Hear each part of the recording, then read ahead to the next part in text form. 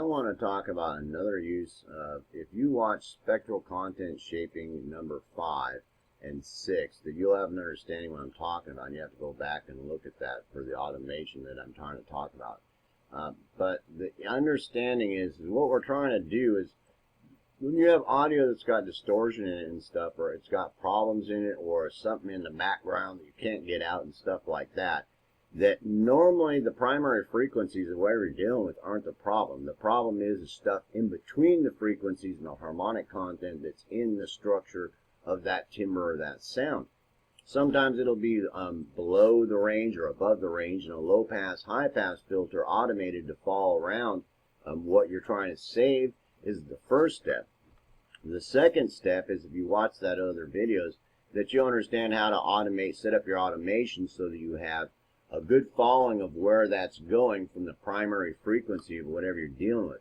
And then you have that, the automation of that, following it around on your frequency of your whatever of your EQ that you're using. That way, that frequency, you've got it mapped and you've automated it where it's going up and down, so that it's, you've got it mapped out. And then that you should be able to copy to every other one of the frequencies or the frequency knobs on your EQ, on each one of them, so that it's the same mapping. And then you just have to adjust where the frequency is at, or where is in between it, meaning that this one's going to be here, the primary frequency, the second one in between, this is between the first and second, and this is between the second and third, and this is between the third and fourth, and so on and so forth.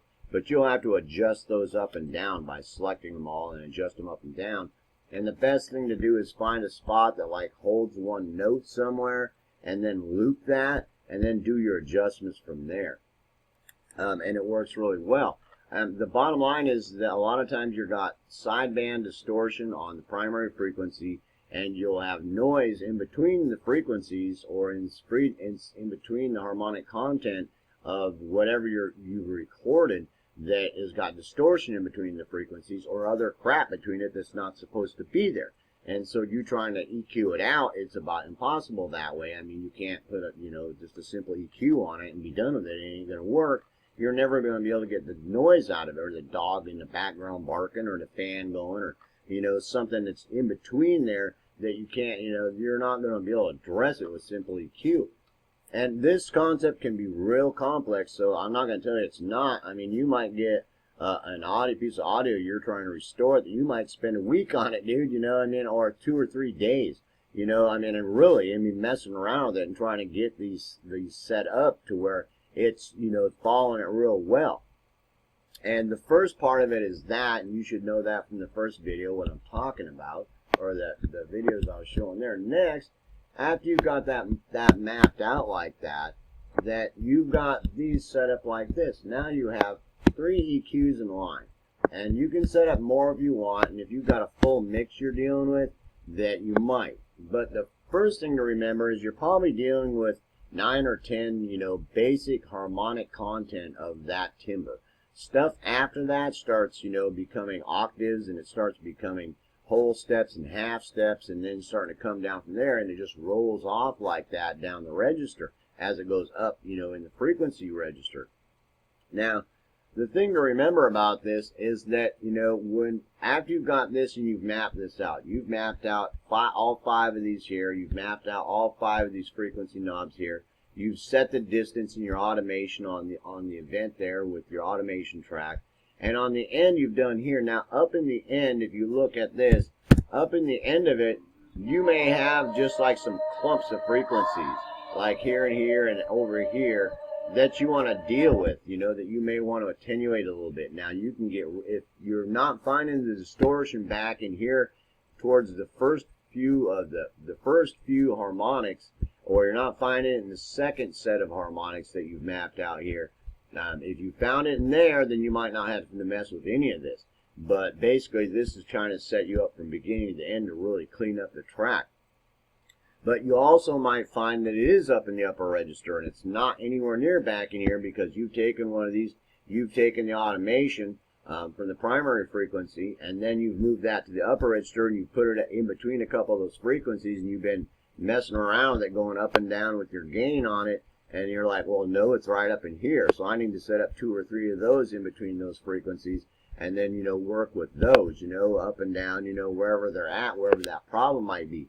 And then that'll follow it around. Does that make sense? And, wherever it might be, the problem might be in what frequency area inside of the track or the timbre, the piece of audio that you're working on. And like I said, this isn't a real basic concept or some kind of simple fix, but it does a really good job. The next step is you've got these ones here, and you turn these, the second one and the third one off, and you just start with the first one.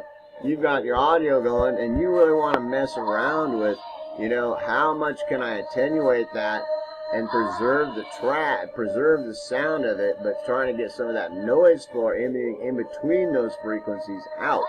Does that make sense? And then start messing with your Q on it also. Trying to find that noise and get that noise that's not part of the primary frequency content of that spectrum. And I used a vocal because vocals are really tough. They're flowing all over the place, and nothing stays static. Nothing goes A, B, C, D. It doesn't work like that. It's like a lot of times it's flowing all over the place, and you're trying to chase that around with automation. It can be real difficult. But you'll find you get on some things that are set A, B, B, B, C, C, C, piano or a guitar or bass or something like that, and you'll be just happy as a clam, dude, because there's not a lot of that stuff going on unless they do a bend here and there or something like that, and you're just happy as heck because you can just move that automation around real easy. And then you just start going after them one at a time like that. You've got your track looped, and you start going after these one at a time, one at a time in line, and really messing around with the adjustment of where you can adjust the suppression of it on the gain and the Q, how much Q you can put on it, and preserving the track but cutting out that distortion. What you can do to help eliminate anything in there that's not supposed to be. And you just go one at a time like that all the way through all of them. Does that make sense? And I know that sounds like a lot because it is. It's very time consuming, and it's very complex, and it's very hard to set up. It just is. I'm not going to tell you there's nothing easy about this in no way, shape, or form. This is very difficult work to do. But when you get done, you end up with something like this. You go back to the beginning of the track, and you've spent a lot of time messing with this. And like I said, you've gone through this one and done that, and you've gone through this one and that one. Sometimes you can just find it. You can go through there and say, well, no, I know that it's right up in here. I've followed that primary frequency, automated it, and then I adjusted it up to here with the automation on there, and I know it's right up in here. That distortion, that sound, it's down in between there, and I can hear it. The dogs in the background, the fans in the background, there's some background noise back there. I know exactly where it's at. And it might simplify your automation to 2 or 3 or 4 nodes to deal with the issue. Does that make sense? But it's still time consuming, but it can just remove just about any damn kind of distortion you've got. Because once you've done that, once you've come in here and you've put like your low pass and your high pass and the automation on those also to where they follow them around with the correct slopes to cut out as much crap as you can, and then you start going in line, to each one of those, that, it's really going to clean up your stuff. Does that make sense? So it actually works really dang well, to do some cleaning. And when you get done, you end up, clearing these off. And when you've gotten done with this and you've went through all this, you basically end up with an automation track with all your EQs that follow around all your problems. And you've set up all your attenuations and your Qs and all that to where, and you've really cleaned up that track well. And it just does a great job. And for doing all that kind of stuff, it's just really cool because it'll just follow it around, and you've got it set up to where it's cleaned all your track up and cleaned all your crap out of there. Does that make sense? And to try to teach you how to use that on every circumstance would be ridiculous. But to understand that you can do that to get to that distortion. So when somebody tells you, well, you're never going to be able to get that distortion out of that track or that dog barking or anything else, or whatever the heck might be happening, wideband distortion, because setting these cues up on these, it sometimes will help address that wideband distortion that you're trying to get out that's muddying up that vocal or whatever. You just got to be real careful to A/B it back and forth between the original track, make sure you're not losing everything, and it's like now it sounds like somebody muffled in a box. You know, I mean, it takes time, and it's not an easy tool, but it's a really cool tool to work with, and you can use it for all kinds of things, but I just wanted to address it for here for cleaning things up, cleaning up a mix or cleaning up a track, or something like that hopefully you don't have to run into very often, but if you do, that tool is already in your DAW, and you got your automation to the EQ in your DAW, and the automation set up on your track, and you don't have to go buy some plugin to worry about and work on. You can do it right there, and a lot of times it's real easy that you figure out where it's at, and you start working on it from that perspective. Then you got that track cleaned up in no time, and it does a great job, and it works really well.